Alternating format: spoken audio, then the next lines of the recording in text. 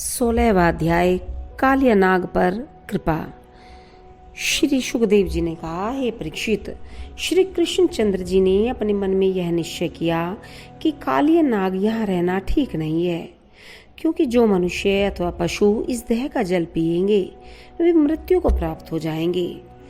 इसलिए इसको भी यहाँ से निकाल देना चाहिए। हे राजन, उस कालिया नाग के विष की ज्वाला के कारण 4 कोस तक यमुना का जल खोलता रहता था। यदि कोई धोखे से वहां चला जाता था तो उस देह में जलकर गिर पड़ता था। उस स्थान पर कोई वृक्ष भी नहीं था, केवल एक अविनाशी कदम का वृक्ष ही वहां जीवित बचा था। इतनी कथा सुनकर राजा परीक्षित ने कहा, हे सुखदेव जी, उस वृक्ष के नाश न होने का क्या कारण था? सुखदेव जी बोले, हे परीक्षित, किसी युग में उस वृक्ष के ऊपर गरुड़ जी अपनी चोंच में अमृत लेकर बैठे थे। उस समय अमृत की एक बूंद उसके ऊपर गिर पड़ी थी, जिसके कारण वह वृक्ष अविनाशी हो गया था और सदैव हरा बना रहता था।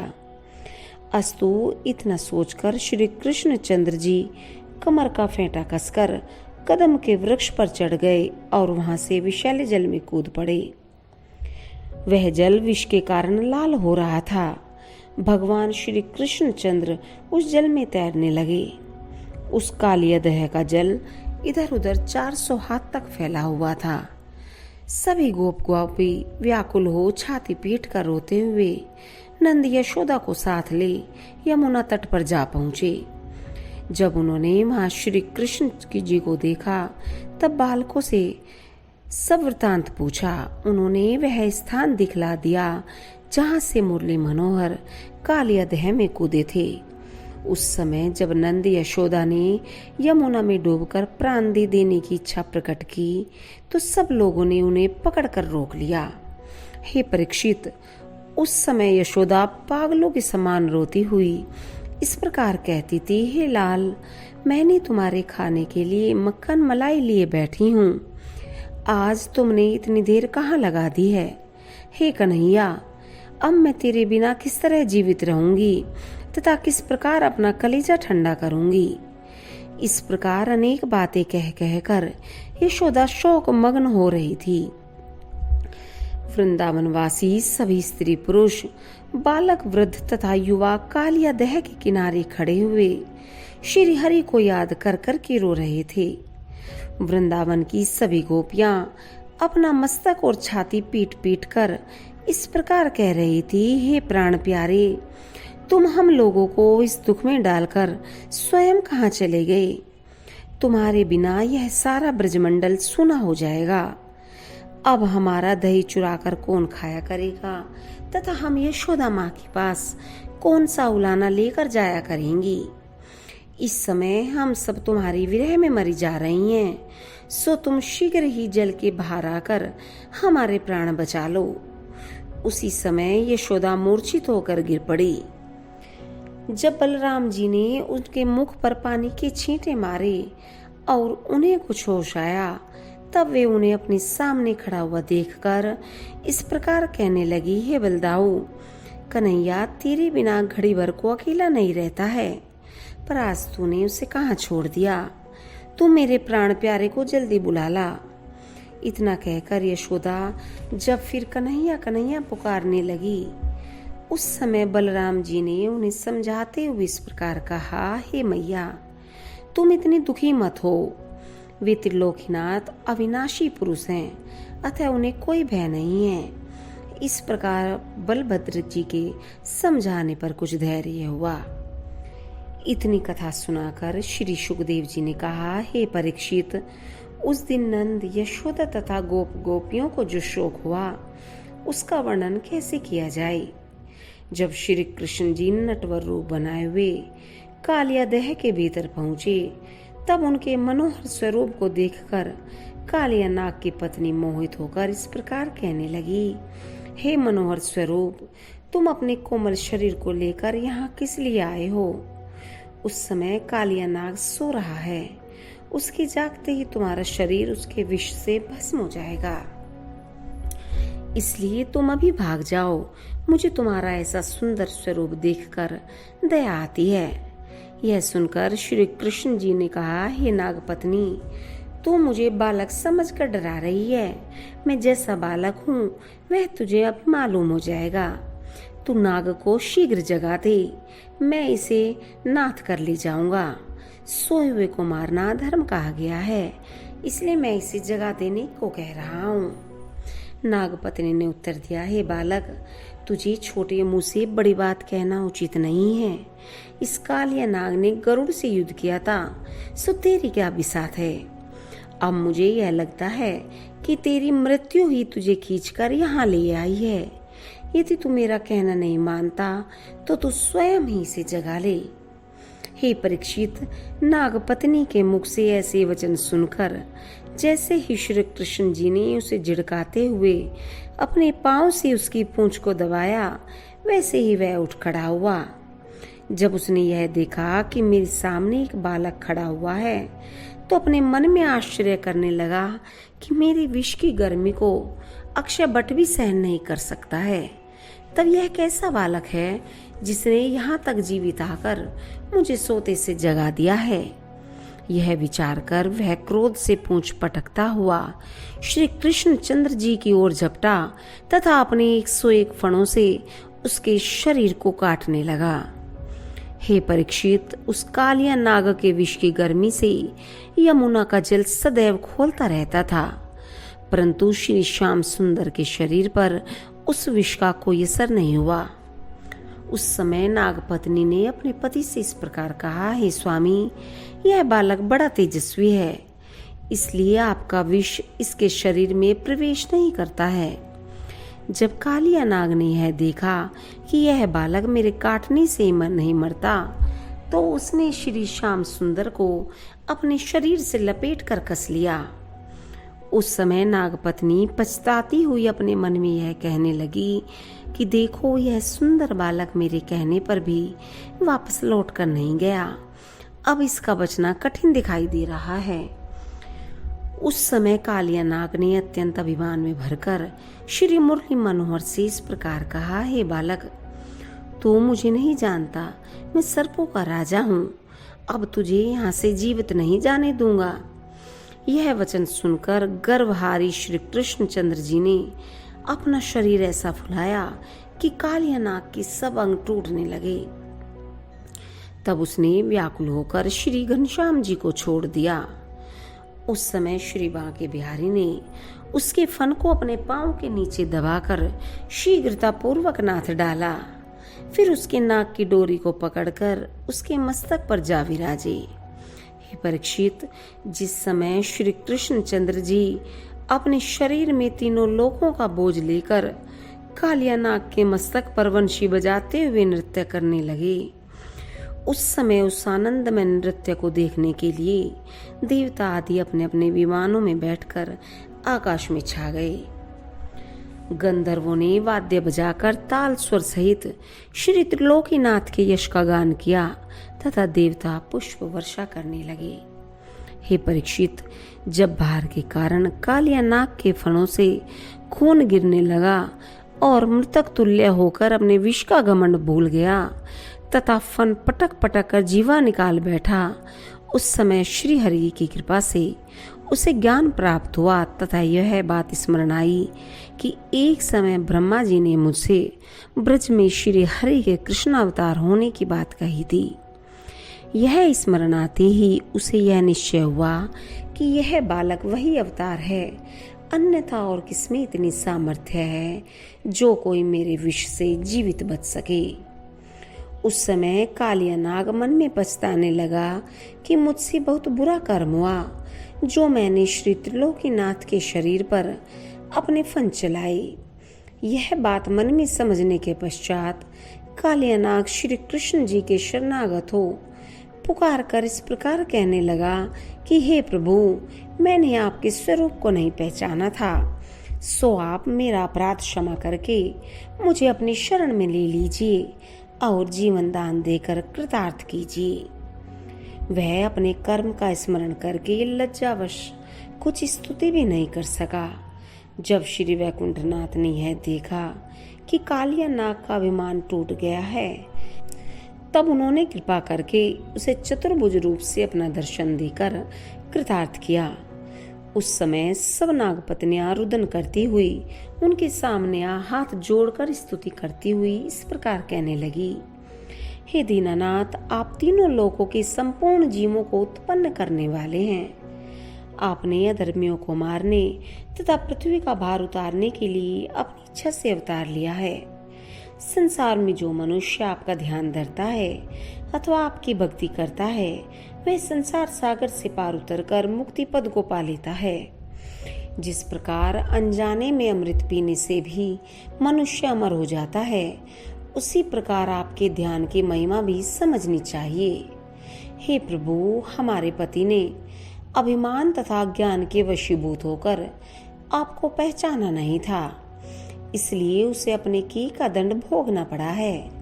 परंतु आपका दर्शन पाने के कारण वह भी कृतार्थ अवश्य हुआ है। जब तप करने पर भी आपके जिन चरणों का दर्शन सहज ही प्राप्त नहीं होता, उसे इसने घर बैठे पाया है। हे दीनबंधु दयालु, इसने पूर्व जन्म में कोई बड़े पुण्य किए थे, जिनके कारण आपके चरण कमल इसके मस्तक पर सुशोभित हो रहे हैं।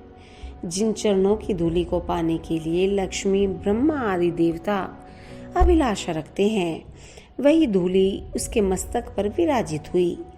अतः इसके समान भाग्यशाली होना अन्य को दुर्लभ है।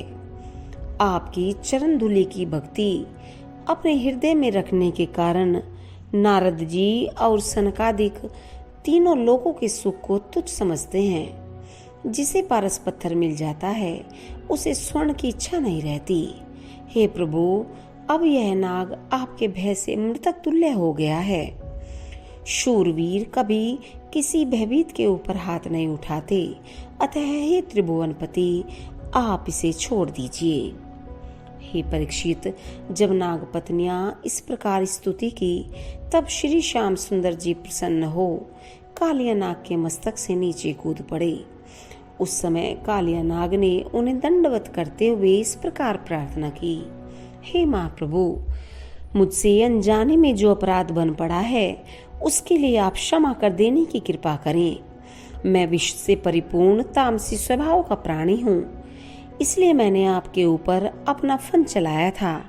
हे प्रभु, ब्रह्मा आदि देवता भी आपके भेद को शीघ्र नहीं पहचान पाते हैं, फिर भला मैं मूर्ख आपको किस प्रकार जान लेता। आपने मुझे अपना दर्शन देकर कृतार्थ किया। यदि आप विचार करके देखें तो मेरा कोई अपराध नहीं है, क्योंकि आपने मेरी जाति का स्वभाव ही ऐसा बना दिया है। हे नाथ, मैंने अपने स्वभाव के अनुसार आपके ऊपर फन चलाया था। अब आप मुझे अपनी शरण में रखिए। मेरा मस्तक धन्य है, जिसके ऊपर आपके चरण कमल सुशोभित हुए हैं। लक्ष्मी जी जिन चरणों को आठों प्रहर अपने हृदय से लगाए रहती हैं, ब्रह्मा आदि देवता जिनका दिन रात ध्यान रखते हैं, जिनके द्वारा तीनों लोगों का कृतार्थ करने वाले गंगा जी की उत्पत्ति हुई, वे चरण मेरे मस्तक पर विराजे। इससे अधिक धन्य भाग्य क्या होगा। हे दीनानाथ, आप शेषनाग के एक मस्तक पर शयन करते हैं, तो उन्होंने इतनी प्रशंसा पाई है, परंतु आपने मेरे 101 फणों पर नृत्य किया है। मैं अपने समान भाग्यशाली किसी दूसरे को नहीं समझता हूँ। हे परीक्षित, कालिया नाग की स्तुति सुनकर श्री श्याम सुंदर जी ने कहा, अरे कालिया, अब तू यहाँ से हटकर अपने परिवार सहित रमणक द्वीप में जाकर निवास कर। जो मनुष्य इस कालियादह में स्नान करके पितरों को तर्पण करेगा, उसके संपूर्ण पाप नष्ट हो जाएंगे। मैं तुझसे बहुत प्रसन्न हूँ, अतः तेरा अपराध क्षमा किए देता हूँ। महाप्रलय पर्यंत संसार में तेरा नाम स्थिर रहेगा। जो देवता तथा मनुष्य मेरी तथा तेरी इस कथा को कहेंगे अथवा सुनेंगे, उन्हें सर्प के काटने का भय नहीं रहेगा। तदुपरांत श्री कन्हैया जी कालिया नाग को नाथे हुए जल के ऊपर प्रकट हुए। हे परीक्षित, श्री कृष्ण चंद्र जी के दर्शन पाते ही नंद, यशोदा तथा अन्य सब वृंदावन वासी ऐसे प्रसन्न हुए मानो मृतक शरीर में प्राण लौट आए हों। तभी कालिया नाग ने श्री श्याम सुंदर को यमुना के तट पर उतार दिया। उस समय श्री हरि ने उसे विदा करते हुए कहा, हे कालिया, अब तुम निर्भय होकर रमणक द्वीप में निवास करो। तब कालिया नाग अपने परिवार सहित रमणक द्वीप को चला गया। हे परीक्षित, इस प्रकार भगवान श्री मुरली मनोहर ने दुख सागर में डूबे हुए ब्रजवासियों से मिलकर सबके हृदय में हर्ष उत्पन्न किया। उसी दिन से कालिया दह वाला यमुना का जल, जो विष के समान था, अमृत के तुल्य हो गया। यह चरित्र देखकर सब देवता पुष्प बरसाने लगे। 17वां अध्याय कालिया नाग का पूर्व वृतांत तथा ब्रजवासियों को भगवान द्वारा दावानल से बचाना। इतनी कथा सुनकर राजा परीक्षित ने कहा, हे शुकदेव जी, रमण द्वीप जैसे उत्तम स्थान को छोड़कर कालिया नाग यमुना जी में आकर क्यों रहता था? यह वृतांत सुनाने की कृपा करें। श्री शुकदेव जी ने कहा, हे परीक्षित, विंता के पुत्र गरुड़ जी की तथा कदु के पुत्र सर्पों की सदा से शत्रुता चली आ रही है। गरुड़ जी उन सर्पों को पकड़कर ले जाया करते थे। जब सर्पों ने अपने में गरुड़ जी से जीतने की सामर्थ्य नहीं देखी तो उन्होंने ब्रह्मा जी के पास जाकर यह प्रार्थना की, हे प्रभु, हमें तथा गरुड़ को आपने ही उत्पन्न किया है। अब गरुड़ वरदान पाने के कारण हमें पकड़ पकड़ कर खा जाते हैं। ऐसा अनर्थ नहीं होना चाहिए। यह सुनकर ब्रह्मा जी ने गरुड़ तथा सर्पों में यह समझौता करा दिया कि गरुड़ प्रत्येक महीने एक सर्प अपने खाने के हेतु ले लिया करे तथा सबको दुख न पहुंचावे।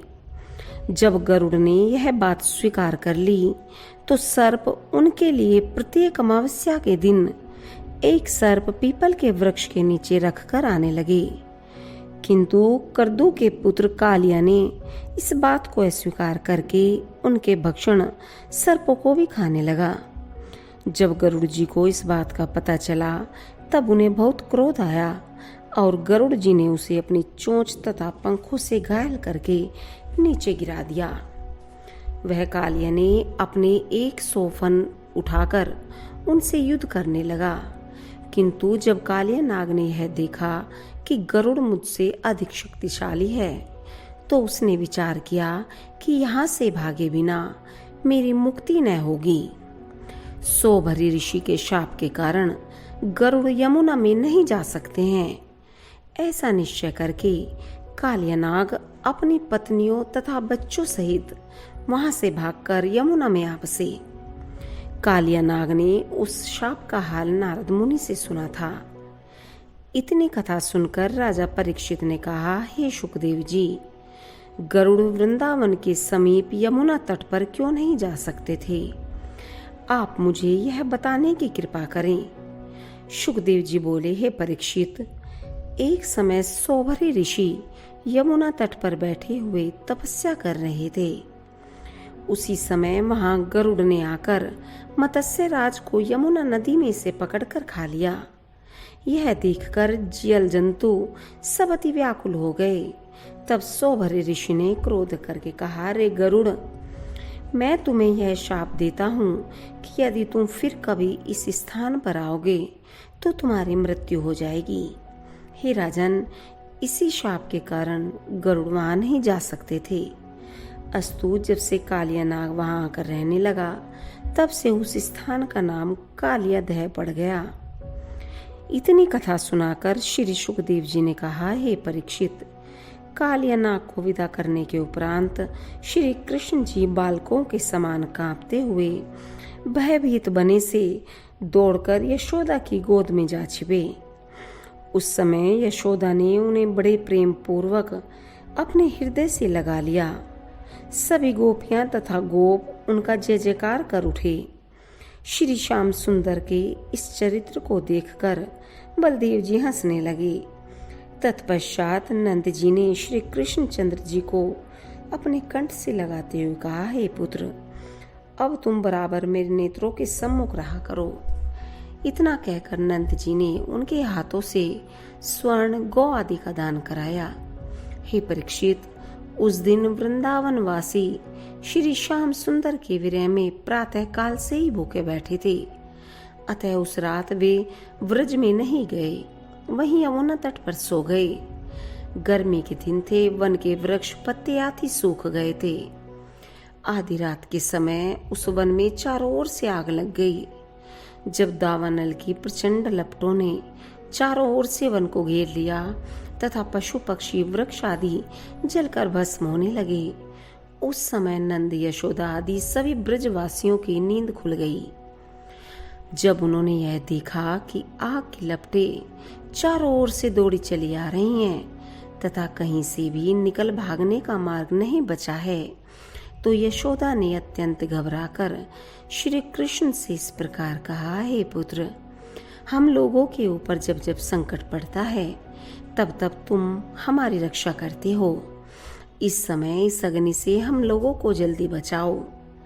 जब श्री कृष्ण चंद्र जी ने सब लोगों को अत्यंत व्याकुल देखा, तब उस समय श्री कृष्ण चंद्र जी अनेक स्वरूप धारण कर उस अग्नि को पी गए। श्री नारायण जी की इच्छा से जब अग्नि बुझ गई, तब जो पशु पक्षी वृक्ष आदि जल गए थे, वे सब पूर्ववत ज्यों के त्यों हो गए। इस अद्भुत लीला को देखकर सब लोग आश्चर्यचकित हो गए। तदुपरांत प्रातः काल होने पर वृंदावन वासी सब लोग मंगलाचार करते हुए वहां से लौटकर अपने अपने घर आ गए। उस दिन सब छोटे बड़े गोप गोपियों ने अपने घर आनंद मनाए। 18वां अध्याय प्रलंबासुर उद्धार। श्री सुखदेव जी बोले, हे परीक्षित, जिस समय ग्रीष्म ऋतु आई तथा सूर्य के ताप से संपूर्ण संसार व्याकुल हुआ, उस समय श्री कृष्ण चंद्र जी की कृपा से वृंदावन में बसंत ऋतु जैसा आनंद बना रहा। वहां सब वृक्षों पर फूल खिलते रहे, भंवरे गूंजते रहे तथा आम की डालियों पर कोयले कूकते रहे। शीतल मंद सुगंध पवन हर समय बहती रहती थी। वहां श्री बांके बिहारी, बलराम जी तथा अन्य ग्वाल बालों को साथ लेकर गोएं चराते तथा अनेक प्रकार के खेल खेला करते थे, गीत गाया करते थे। तो कभी मुख से अनेक प्रकार के बाजे बजाते हुए सिंह, गिद्ध, लोमड़ी आदि जीव जंतुओं की बोलियां बोलते थे। कभी वे बंसी बजाकर ग्वालों को आनंदित करते थे, तो कभी नृत्य करते हुए सबको सुख पहुंचाते थे। हे परीक्षित, ऐसे आनंद के अवसर एक दिन कंस का भेजा हुआ प्रलंब नामक राक्षस ग्वाले का रूप बना भगवान श्री मुरली मनोहर को मारने के लिए वहां आ पहुंचा। उस राक्षस को श्री श्याम जी के अतिरिक्त अन्य कोई नहीं पहचान सका। श्री बांके बिहारी ने संकेत करके बलराम जी को यह बताया, हे भाई, यह ग्वाला अपना साथी नहीं है। यह प्रलंब नामक राक्षस कपट वेश धारण करके मुझे मारने के लिए यहाँ आया है। इस समय यह ग्वाले का रूप धारण किए हुए है। जब यह अपने वास्तविक रूप को प्रकट करे, तभी तुम इसे मार डालना। यह सुनकर बलराम जी चुप रहे। तत्पश्चात वे दोनों भाई उस कपट रूपी ग्वाले के पास पहुंचकर इस प्रकार कहने लगे, हे मित्र, जो लोग कपटी होते हैं उन्हें हम अपने साथ नहीं रखते। अब तुम भी कपट छोड़कर हमारे साथ प्रेम पूर्वक खेलो। इतना कहकर श्री श्याम जी ने अपने सब सखाओं को बुलाकर प्रलंबासुर सहित आधे ग्वालों को तो अपनी ओर कर लिया और आधे ग्वालों को बलराम जी की ओर करके खेल खेलने लगे। तदुपरांत पहले बुजोवल का खेल खेलते हुए यह निश्चय किया कि जिस ओर का कोई बालक पहेली का अर्थ न बूझ सके, उस ओर के सब लड़के दूसरी ओर के सब लड़कों को अपनी पीठ पर बैठाकर भांडरिक वन तक ले जाएं तथा वहां से फिर लौटकर वापस आएं। इतना कहकर उन्होंने एक एक ग्वाले की जोड़ तय कर दी। श्री कृष्ण चंद्र जी ने अपनी जोड़ प्रलंबासुर के साथ निश्चित कर दी। जब खेल खेलते समय श्री कृष्णचंद्र जी हार गए, तब श्री श्याम जी ने श्री दामा को अपनी पीठ पर बैठाया और प्रलंबासुर ने बलराम जी को अपनी पीठ पर चढ़ा लिया। इस प्रकार श्री मुरली मनोहर की ओर के सब ग्वालों ने बलराम जी की ओर के सब लड़कों को अपनी अपनी पीठ पर बैठा लिया। तत्पश्चात वे भांडरीक वन की ओर चल दिए। उस समय प्रलंब राक्षस सब लोगों से आगे निकलकर बलराम जी को लेकर आकाश की ओर उड़ चला। वहां उसने 1 योजन का अपना राक्षसी स्वरूप प्रकट कर दिया। उस समय उसके काले शरीर पर गौरवर्ण बलराम जी ऐसे सुशोभित हो रहे थे मानो श्याम घटा में चंद्रमा शोभा पा रहा हो। उनके कानों के कुंडल बिजली के समान चमक रहे थे। तदुपरांत बलराम जी ने उसके राक्षसी रूप को देखकर अपना शरीर ऐसा भारी बना लिया कि प्रलंबासुर उस भार को न उठा सकने के कारण पृथ्वी पर गिर पड़ा। जब उन्होंने उसके मस्तक पर एक ऐसा मुक्का मारा जिसके कारण उसका सिर फट गया, उस मुक्के की चोट से मस्तक से नदी की धारा के समान शोणित बहने लगा और कुछ ही देर में वह मृत्यु को प्राप्त हो गया। उसके गिरने पर 3 कोस तक के सब वृक्ष टूटकर पृथ्वी पर गिर पड़े। हे परीक्षित, जब ग्वाल बालों ने उसके चिल्लाने की आवाज सुनी तो वे सब दौड़ते हुए उस स्थान पर आ पहुंचे जहां वह राक्षस मरा हुआ पड़ा था और श्री बलराम जी उसके समीप खड़े थे। उसे देखकर सब ग्वाल बालों ने अत्यंत प्रसन्न होकर बलदाऊ जी की बहुत प्रशंसा की। उस समय देवताओं ने बलराम जी के ऊपर पुष्प वर्षा की। 19वां अध्याय मुंज वन में आग लगने से ग्वाल बालों को बचाना। श्री सुखदेव जी बोले, हे परीक्षित, जिस समय ग्वाल बाल प्रलंबासुर के मृतक शरीर का तमाशा देख रहे थे, उस समय सब गौएं चरती हुई मुंज वन में पहुंच गई। जब दूर तक ढूंढने पर भी उनका कोई पता नहीं चला, तब ग्वाल बाल अलग अलग टोलियां बनाकर उनका नाम पुकारते हुए उन्हें ढूंढने लगे। उसी समय एक ग्वाल ने आकर श्री कृष्णचंद्र जी से यह कहा कि हे भाई, सब गौएं मूंज के घने वन में घुस गई हैं तथा सब ग्वाल बाल उन्हें ढूंढते हुए इधर उधर व्यर्थ ही भटक रहे हैं। यह सुनकर श्री श्याम सुंदर ने कदम के वृक्ष पर चढ़कर ऐसी बांसुरी बजाई कि सब गौएं मूंज के वन से निकलकर श्री कृष्णचंद्र जी की ओर भागती हुई चली आई।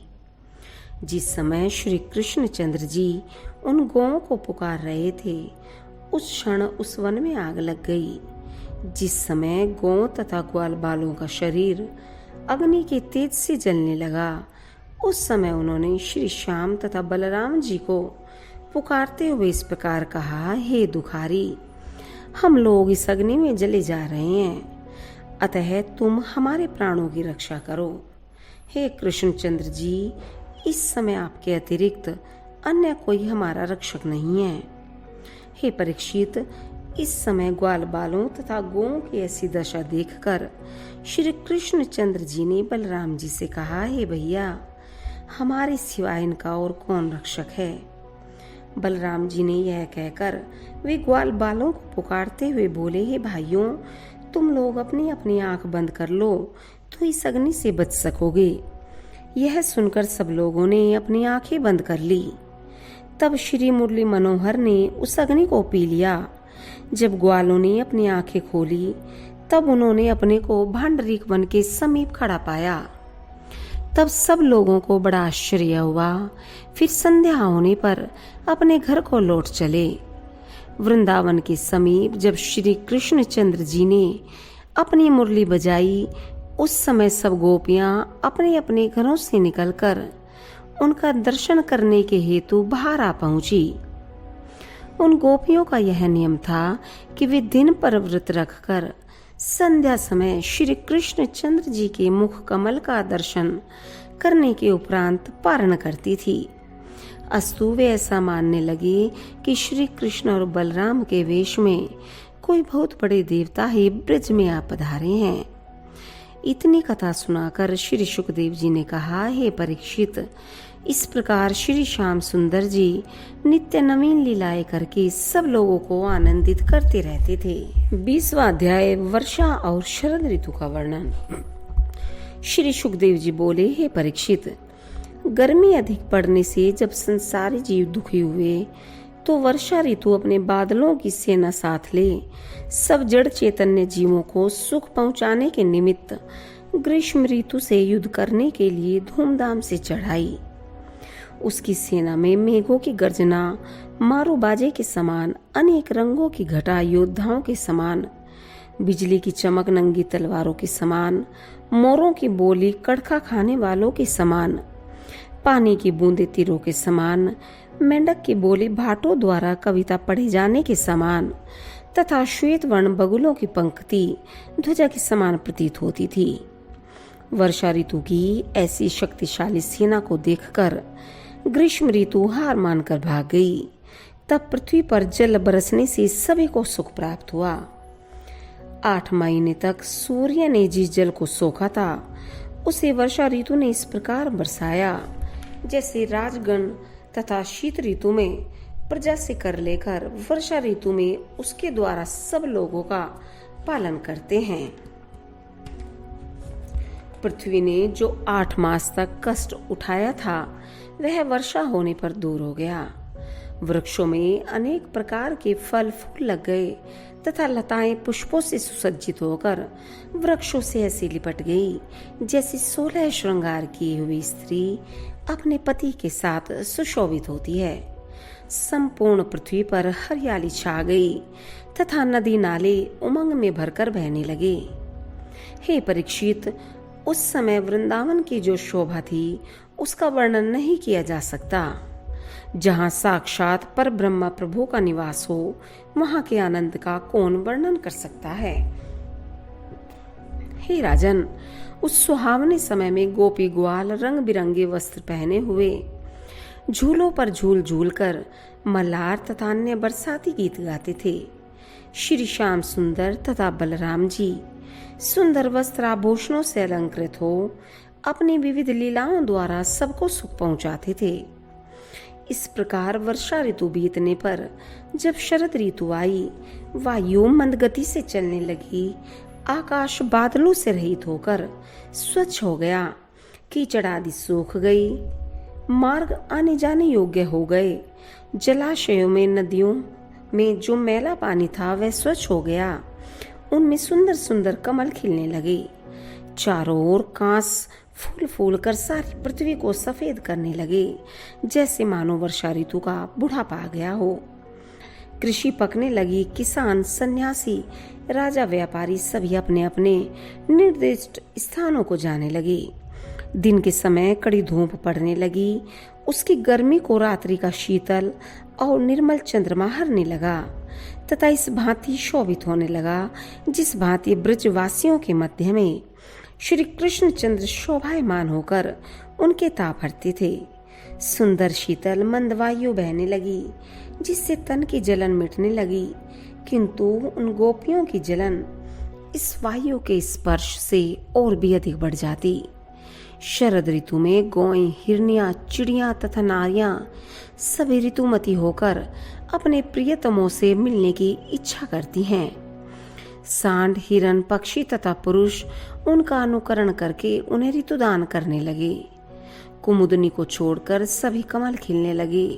ग्रामों में नवीन अन्नप्राशन होने लगा। जो मनुष्य वर्षा के कारण घरों में बैठे रहते थे वे सभी अब काम काजों में लग गए। 21वां अध्याय गोपियों की प्रीति का वर्णन। तब एक दिन श्री नंदनंदन बलराम जी तथा सुदामा आदि सब गोप ग्वालों के साथ वृंदावन में पहुंचे। गौओं को तो चरने के लिए छोड़ दिया और आप सबके साथ एक वृक्ष के नीचे बैठकर इस प्रकार कहने लगे, हे भाइयों, अब शरद ऋतु के शुभ दिन आ गए। वर्षा बीत जाने पर आकाश उज्जवल हो गया है। इन दिनों भोजन करने में भी स्वाद आता है। तदुपरांत सब ग्वाल बाल उनसे इस प्रकार कहने लगे, हे कन्हैया जी, इस समय हमारा मन तुम्हारी मुरली की ध्वनि सुनने को चाहता है, सो तुम बांसुरी बजाकर हमारी मनोभिलाषा पूर्ण करो। यह सुनकर श्री कृष्णचंद्र जी अपने हाथ की लकोटियां रखकर ऐसी ध्वनि से मुरली बजाने लगे कि उसे सुनते ही सब जड़ चैतन्य जीव मोहित हो गए। उस समय मृग आदि वन में पशु पक्षी उनके चारों ओर आकर खड़े हो गए। पक्षियों को उड़ना भूल गया, गोएं घास चरना छोड़कर चित्रलिखी सी खड़ी रह गई। झरनों का पानी बहना बंद हो गया। श्री नंदनंदन मुरली में 6 राग तथा 36 रागनी निकालकर ग्वाल बालों को सुख देने लगे।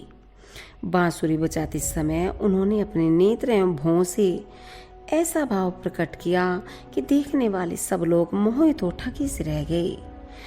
उस समय देवतागण अपनी स्त्रियों सहित विमानों पर बैठकर आकाश से पुष्प वर्षा करने लगे तथा इस प्रकार कहने लगे, ब्रजवासियों के धन्य भाग्य हैं जो सच्चिदानंद प्रभु उन्हें ऐसा सुख प्रदान करते हैं। यदि हम लोग वृंदावन में उत्पन्न होते तो हमारा बड़ा भाग्य था। इस समय हम भी श्री त्रिलोकीनाथ की निकटता से अपना जन्म सफल बनाते। हे परीक्षित, श्री श्याम सुंदर की वंशी की ध्वनि को सुनकर सब ब्रजबालाएं मोहित होकर अपने अपने घर से उठ वन को चल दी तथा आपस में इस प्रकार कहने लगी कि जब हमें मोहन प्यारे का दर्शन होगा तब हम अपनी आंखों को शीतल करके हृदय की तपन बुझाएंगी। अभी तो हमारे चित्तचोर वन में ग्वाल बालों के साथ बैठे हुए उन्हें आनंद प्रदान कर रहे हैं। उस समय एक दूसरी गोपी ने कहा, हे आली, जब हमारे मनमोहन वन से लौटकर घर आएंगे तब हमारे मन का मनोरथ पूर्ण होगा। तीसरी ने कहा, हे सखी, इस बांसुरी में न जाने क्या गुण भरा है जो श्री नंद कुमार उसे दिन रात अपने अधरों से लगाए रहते हैं। यह मुरली श्री मनमोहन के अधरामृत का पान करके बादल के समान बोलती है। चौथी बोली, हे आली, यह बांस मेरे सामने बोया गया था, सो उसका भाग्य ऐसा चमका कि अब बांसुरी बनकर दिन रात श्री श्याम सुंदर की छाती पर चढ़ा रहता है। यह बांसुरी तो हमारी सोच से भी अधिक है। जिस समय गोपियां इस प्रकार की बातें कर रही थी उसी समय श्री कृष्ण गोप ग्वालों को साथ लिए बांसुरी बजाते हुए उनके पास आ पहुंचे। तब सब गोपियां परस्पर इस प्रकार कहने लगी, हे आली, देखो तो सही, यह मुरली श्री श्याम सुंदर के होठों के बीच कैसे सुशोभित हो रही है। इसकी ध्वनि कान में पड़ते ही मुर्दे जीवित हो जाते हैं। आकाश में विमानों पर बैठी हुई देवताओं की स्त्रियां ऐसे मोहित हो जाती हैं कि उनके पैरों से घुंघरू खुलकर नीचे गिर पड़ते हैं। उन्हें कुछ भी पता नहीं चलता। गोएं चरना भूल जाती हैं तथा हरिण आदि चित्रलिखे से खड़े रह जाते हैं। छोटे छोटे बछड़ी भी उसकी ध्वनि को सुनकर दूध पीना भुला देते हैं तथा वृक्षों से मद बहने लगता है। यह सुनकर एक सखी दूसरी सखी से कहा, हे प्यारी, इस मुरली ने पहले बांस का जन्म लेकर वर्षा, धूप, शीत आदि का दुख उठाया तथा एक पांव से खड़ी रहकर श्री नारायण जी का तप किया। फिर इसने अपने अंग अंग को कटवाकर अग्नि की गर्मी सही, तब कहीं जाकर टेढ़ी से सीधी हुई है। इससे अधिक तपस्या और कौन करेगा। जब तीसरी सखी बोली, हे आली, यदि श्री हरि मुझे बांस का जन्म देते तो मैं भी बांसुरी बनकर श्री श्याम सुंदर के अधरों से 8 प्रहर लगी रहती और उनका अमृत पीकर अपने जन्म को सफल बना दी। हे परीक्षित, इस प्रकार श्री श्याम सुंदर जब तक गो चराकर वन से नहीं लौटते थे तब तक गोपियों की ऐसी ही दशा बनी रहती थी। श्री सुखदेव जी ने कहा, हे परीक्षित, एक दिन श्री कृष्णचंद्र जी से अनन्य प्रेम रखने वाली गोपियां उनकी बांसुरी की ध्वनि सुनकर मोहित हो परस्पर इस प्रकार कहने लगी कि इस वन के जीवों के धन्य भाग्य हैं जो ये प्रतिदिन श्री मुरली मनोहर की छवि देखकर प्रसन्न होते हैं। हे सखी, संसार में इन्हीं का जन्म सफल है, क्योंकि ये श्री नंदन को गो चराते, बांसुरी बजाते तथा वन विहार करते हुए देखकर उनकी रूप माधुरी को आंखों की राह पीते हैं। जो हिरनिया अपने हिरणों सहित श्री नटवर की बाकी छवि को टकटकी लगाए देखती रहती है, उनके भाग्य देव कन्याओं से बढ़कर समझने चाहिए, जिन्हें श्री श्याम सुंदर मुरली बजाते हुए चराते हैं। उन बछड़ों के भी धन्य भाग्य हैं। इस वृंदावन के पक्षी भी भाग्यशाली हैं, जो वृक्षों पर बैठे हुए श्री कृष्ण जी की बाकी छवि देखते हैं तथा उनकी मुरली की धुन सुनकर अपने जीवन को सफल करते हैं। उन बिल्लियों के भाग्य भी धन्य हैं, जो घास छीलते समय भगवान बांके बिहारी के शरीर से छूटकर गिरे हुए चंदन आदि को उठाकर अपने मस्तक पर धारण करती हैं। जब वृंदावन बिहारी गोई चराते हैं, तब उन्हें देखकर गोवर्धन पर्वत इस प्रकार कहता है कि मेरे समान धन्य भाग्य किसी का न होगा, क्योंकि श्री नटवर नागर अपने चरण कमल मेरे ऊपर रखते हैं। वृंदावन के नदी नालों के भाग्य धन्य हैं, जो श्री कृष्ण चंद्र जी की बांसुरी की ध्वनि को सुनकर अपना भाव भूलकर ठहर जाते हैं। यमुना भी श्री नंदनंदन के चरणों का स्पर्श करके कृतार्थ हो जाती है और श्री कृष्ण चंद्र जी भी नित्य जल क्रीड़ा करके उसे सुख पहुंचाते हैं।